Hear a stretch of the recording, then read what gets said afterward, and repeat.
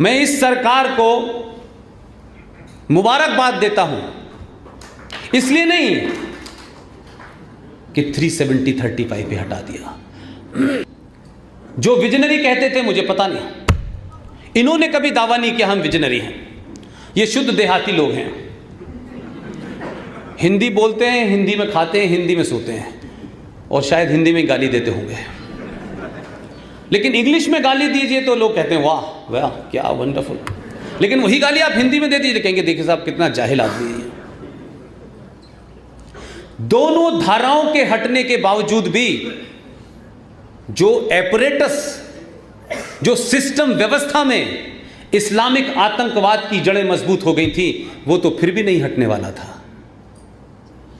अगर वहां वो राज्य का दर्जा उसको रहता तो महबूबा भी आती और अब्दुल्ला भी आते। सिर्फ इन दो चीजों से इतना ही होता कि कुछ लोगों को नागरिकता मिल जाती, लेकिन जो सिस्टम व्यवस्था में जो किया गया था उसको तोड़ने में आपको 70 साल लगते। इसलिए मैं इस सरकार को मुबारकबाद देता हूं कि आपने धाराएं नहीं हटाई, आपने विजनरी होने का परिचय दिया और उस राज्य को आपने यूनियन टेरिटरी घोषित करके देश के अंदर सीधे तौर पर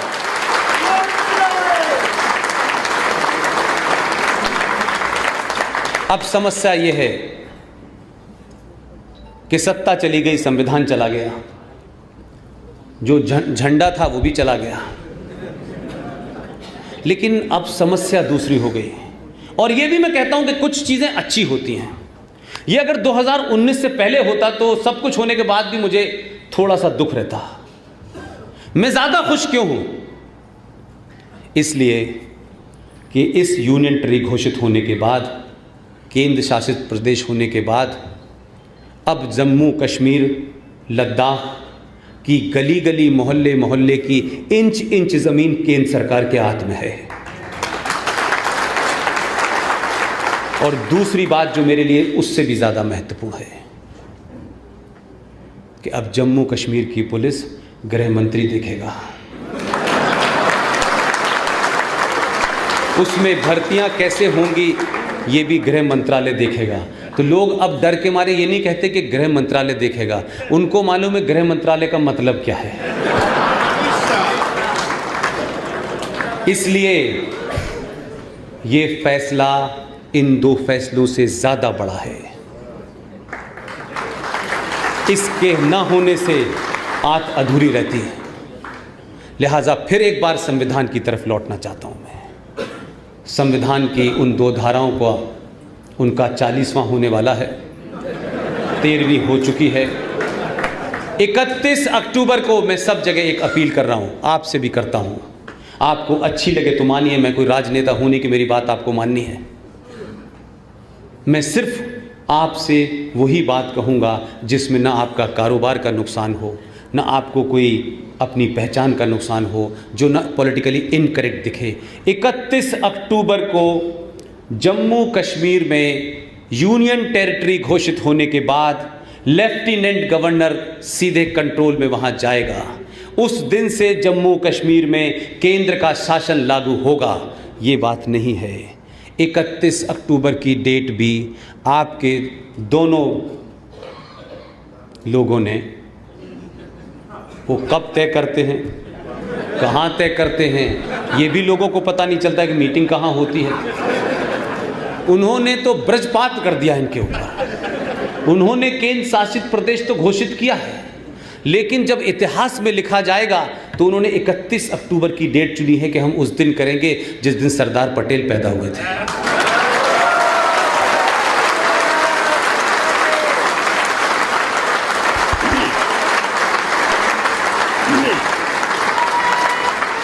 देखिए, इसलिए मैंने कहा कि आप जो करके जाएंगे, इतिहास उन्हीं डेट को पढ़ेगा। जो लोग सरदार पटेल को भुलाना चाहते थे और इस देश में 300 से ज़्यादा स्कॉलरशिप, खेल की स्कॉलरशिप, वो कौन सा खेल उन्होंने खेला था जिससे इस देश में खेलों का सबसे बड़ा पुरस्कार राजीव गांधी खेल रत्न। अब आप सोचिए थोड़ी देर के लिए, ये हमारी कमजोरी थी। एक नाथूराम गोडसे के कारण हम पूरे जिंदगी शर्मसार हैं, जिसमें हमारा कोई रोल नहीं। हमने कहा उसने कृत्य किया, उसने कहा मैंने मारा है, गलत मारा है, सही मारा है, कोर्ट सजा देगी, मैंने सजा ली और वो फांसी पे चढ़ गया। वो आपकी तरह भागा नहीं। लेकिन जिनके नाम से राजीव गांधी खेल रत्न हैं, उन्होंने खेल क्या था कि इंदिरा गांधी की जब हत्या हो गई थी तो भारत के राष्ट्रीय चैनल दूरदर्शन पे वो अवतरित हुए और पहली बार उन्होंने अंदर जनेऊ नहीं पहना, अपनी बंडी के ऊपर जनेऊ पहन के आए। ये विजुअल हैं, ये मेरी कही बात को यकीन मत कीजिएगा, जाके ढूंढ लीजिएगा। दूरदर्शन पे राजीव गांधी का जब वो आप भाषण सुनेंगे तो राजीव गांधी को बताना था कि मेरी मां को मारा गया है, अब मुझे झेलना, मैंने भी जनेऊ पहन लिया है। उन्होंने जनेऊ ऊपर पहना, ये वाला अंदर पहन रहा है। तो आप सोचिए कि जिस प्रधानमंत्री के पद पे बैठे हुए आदमी ने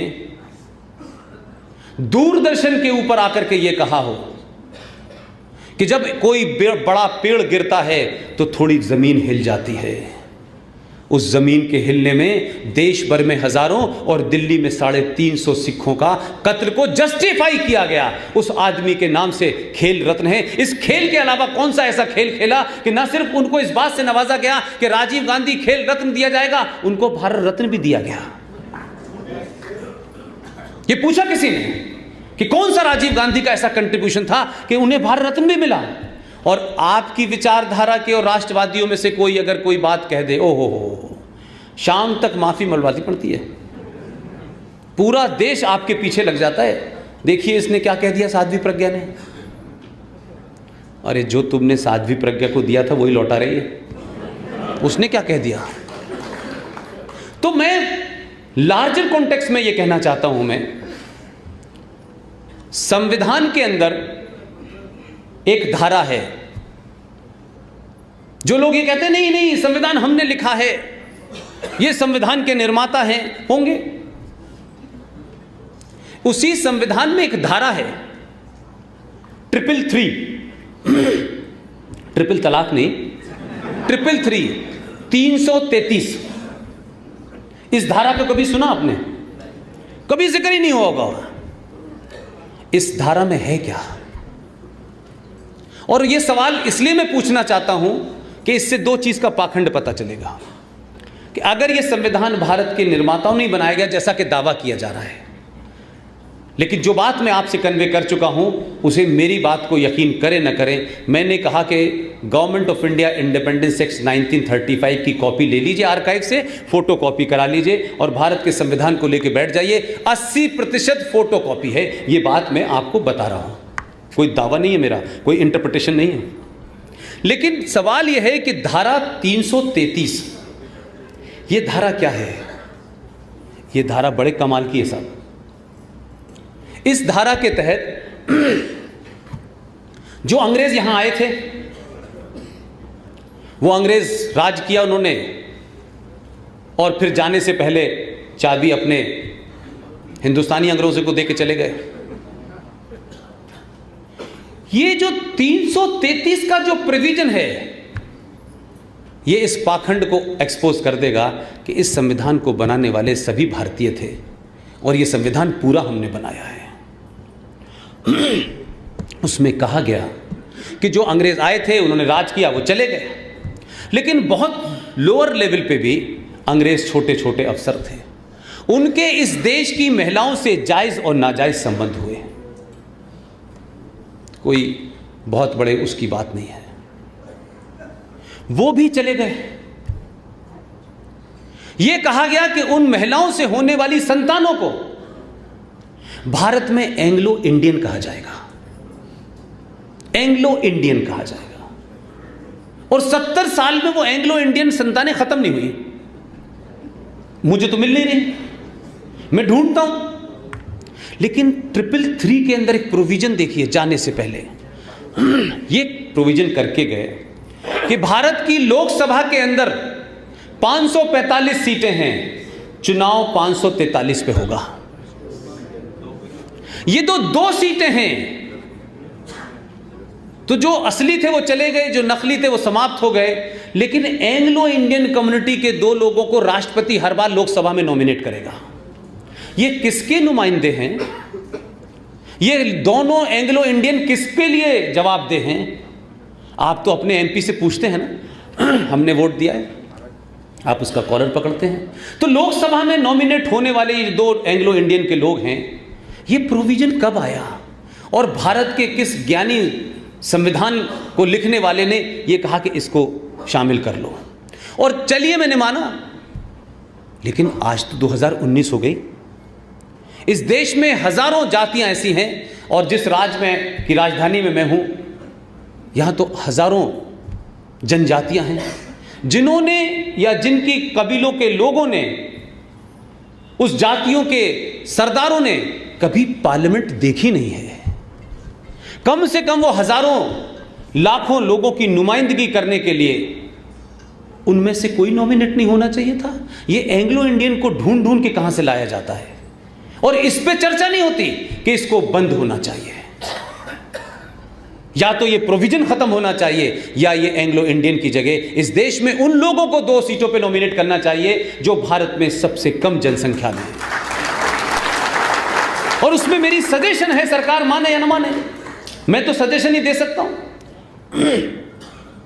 भारत के गृह मंत्री ने आर्टिकल 35 और 370 की जब चर्चा हो रही थी, तो जो बात इस देश के लोगों को बताई नहीं गई थी, तो बताने से ज़्यादा मैं समझता हूं मेरी और आपकी जिम्मेदारी थी कि हम सब तमाम चीज़ें पढ़ते हैं, वो दिन और वो डेट हमने क्यों नहीं याद रखी। इसकी भी चर्चा मैं लगातार लोगों से कर रहा हूं। तो गृह मंत्री तक शायद ये बात पहुंच गई। 22 फरवरी 1994, 1994, 22 फेब, देश में कांग्रेस की सरकार थी, प्रधानमंत्री पीवी नरसिम्हा राव थे। भारत की पार्लियामेंट में ज्वाइंट सेशन में एक प्रस्ताव पारित हुआ। यह प्रस्ताव आरएसएस और बीजेपी का नहीं था कि इनको साहब पाकिस्तान से दुश्मनी थी। उस प्रस्ताव में सिर्फ यह कहा नरसिम्हा राव ने कि भारत और पाकिस्तान के बीच में कश्मीर एक विवाद है।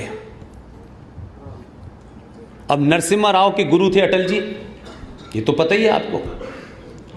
तो ऐसी जगह अटल जी तो बड़ा लंबा पॉज लेते थे, इतनी देर में तो कोई कहीं से कहीं चला जाता था। लेकिन नरसिम्हा राव ने सार्वजनिक तौर में कहा कि मेरे राजनीतिक गुरु अटल जी हैं, लेकिन अपने गुरु से सही टाइम पे पॉज ले लिया उन्होंने और कहा कि कश्मीर एक मुद्दा है भारत पाकिस्तान के बीच में, यही एक विवाद है। और विवाद सिर्फ इतना है, जो पॉज के बाद बोले तो बहुत सारे लोग जो पहले वाले सेंटेंस पे इतने खुश हुए कि लगा कि वो पार्लियामेंट की बेंचेस पे खड़े होने वाले थे, वो बेचारे आधे ही खड़े हुए थे ताली बजाते बजाते। नरसिम्हा राव ने अपने उस प्रस्ताव में जो दूसरी लाइन जोड़ी, उसके बाद ऐसा सदमा बैठा कि लोग ताली बजाना भूल गए, लेकिन वो प्रस्ताव पारित हो गया। और दूसरी लाइन ये थी कि दोनों के बीच में विवाद है, कश्मीर विवाद है, और विवाद सिर्फ इतना है कि जिस जम्मू कश्मीर के इलाके पे पाकिस्तान ने कब्जा कर रखा है वो हमें वापस लेना है, सिर्फ इतना ही विवाद है।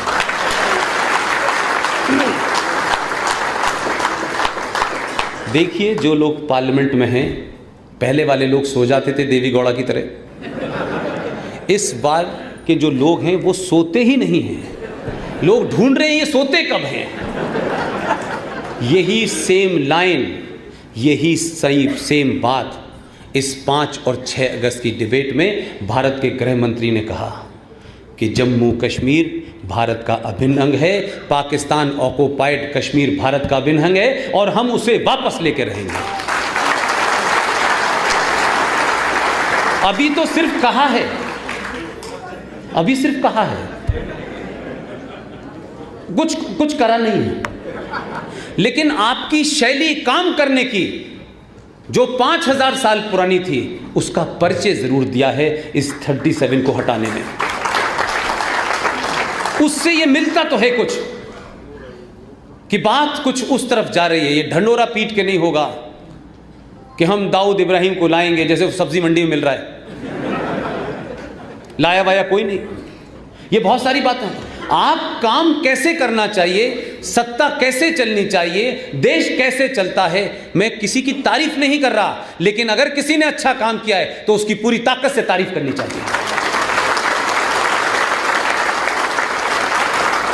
मेरा कोई डायरेक्टली इनडायरेक्टली संबंध नहीं है, लेकिन आप देखिए कि इस घटना ने पाकिस्तान के अंदर परेशानी क्यों पैदा की है। इस पूरी घटना से जम्मू कश्मीर के बारे में जो लगातार सुबह शाम कहा जाता था, नहीं बातचीत से हल होगा, बातचीत से, ये दुनिया की सबसे लंबी बातचीत चल रही है 70 साल से। और बातचीत में बातचीत क्या करते हैं, बात क्या होती है और चीत क्या होती है, मैं समझ नहीं पा रहा। कौन से शब्द नए प्रयोग होते हैं, कौन सी नई भाषा बोली जाती है। अगर उस ड्राफ्ट को निकाले तो भाई इस बार क्या नई बात की थी तुम लोगों ने, वो ढूंढेंगे तो आपको समझ में। लेकिन बातचीत चल रही है, बातचीत से हल होगा क्या। इन्होंने कहा कि बातचीत से जो हल होगा वो हमने हल कर लिया। आपने हल करा है तो संकट क्या है कि जो उनके प्रॉक्सी थे,